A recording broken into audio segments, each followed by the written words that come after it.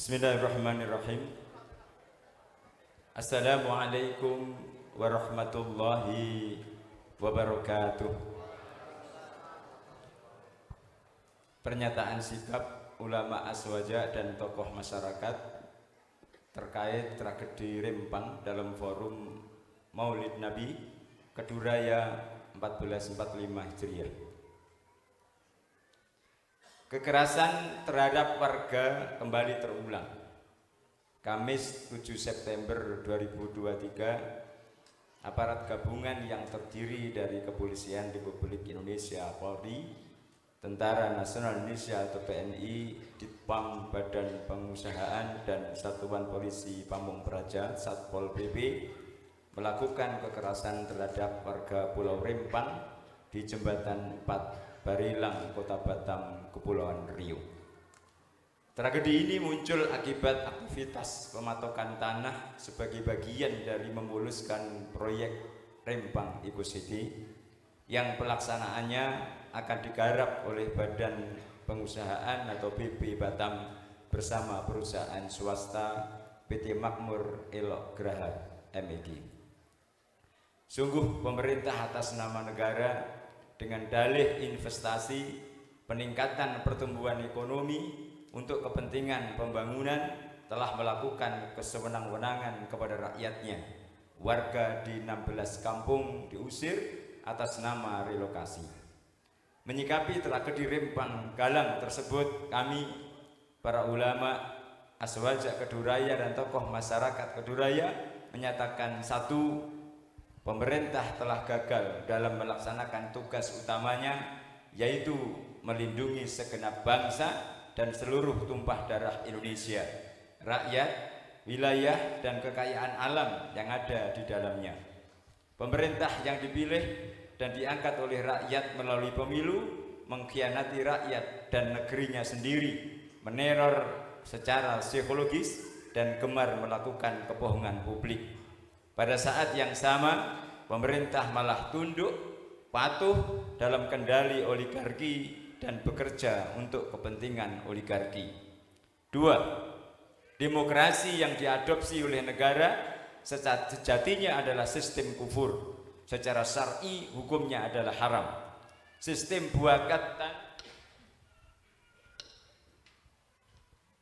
buatan manusia itu telah menimbulkan malapetaka bagi rakyat dan kerusakan terhadap agama, ideologi, politik, ekonomi, sosial, budaya, pendidikan, kemasyarakatan, dan lain-lain.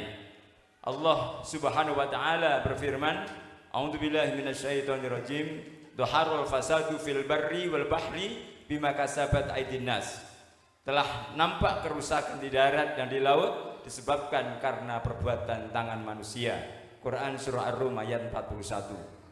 3. Investasi asing dan undang-undang yang menaunginya adalah alat yang digunakan oleh negara-negara besar untuk melakukan penjajahan. Hukumnya secara syar'i adalah haram berdasarkan firman Allah Subhanahu wa taala, "Wala yaj'alallahu lil kafirina 'alal mu'minina sabila." Dan Allah sekali-kali tidak akan memberi jalan kepada orang-orang kafir untuk memusnahkan orang-orang yang beriman. Quran Surah An-Nisa ayat 141. 4. Wajib hukumnya bagi rakyat, umat, ulama, dan tokoh untuk berjuang memperbaiki keadaan Indonesia, negeri muslim terbesar di dunia ini. Allah Subhanahu wa taala berfirman, "Innallaha la yughayyiru ma biqaumin hatta yughayyiru ma bi anfusihim." Sesungguhnya Allah tidak akan mengubah keadaan suatu kaum sebelum mereka mengubah keadaan diri mereka sendiri. Quran Surah Al-A'raf ayat 11. 5. Perubahan yang harus dilakukan adalah perubahan secara inqilabi dari sistem batil dan jahili buatan hawa nafsu manusia menuju sistem yang hak dan syar'i yang bersumber pada wahyu.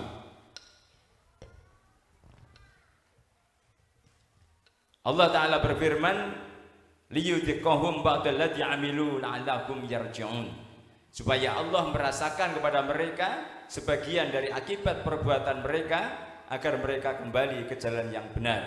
Quran Surah Ar-Rum ayat 41. 6. Janji-janji dalam proses demokrasi hanyalah kepalsuan. Hendaknya disadari, jangan sampai tertipu dan dikecewakan berulang kali. Nabi SAW bersabda, la yuldagul mu'minu min juhrin wahidin marotain.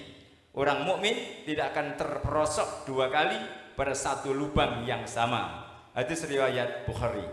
7. Umat Islam wajib berjuang menyelesaikan qadiyah Mesiriyahnya, yakni i'adatul hukmi bima anzalallah, dengan menegakkan khilafah Islamiyah, suatu negara adidaya atau daulatul ula yang akan mengakhiri hegemoni negara-negara penjajah baik timur maupun barat, baik yang berideologi kapitalis maupun komunis, lalu menebarkan kebaikan, kesejahteraan, kemakmuran, ketentraman, keamanan, kesentosaan, keadilan, mewujudkan rahmatan lil alamin dengan izin Allah Subhanahu wa taala. Kami memperingatkan kepada para pemimpin, satu, tentang seburuk-buruknya manusia. Diriwayatkan oleh Sayyidina Ibn Abbas radhiyallahu anhu, beliau berkata bahwa Sayyidina Umar berkata, sarrun nas salasatun wa rajulun sa'a fi fasadin bainan nas bil kadhibi hatta yata'adaw wa yatabawad.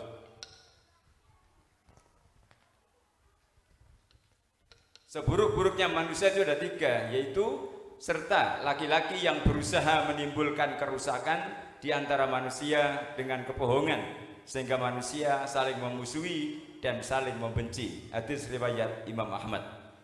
2. Tentang doa Rasulullah sallallahu alaihi wasallam, Allahumma man waliya min amrin hadhil ummati syai'an farrafaqo bihim farfuq bihi wa man syaqqa 'alaiha fasfuq 'alaihi.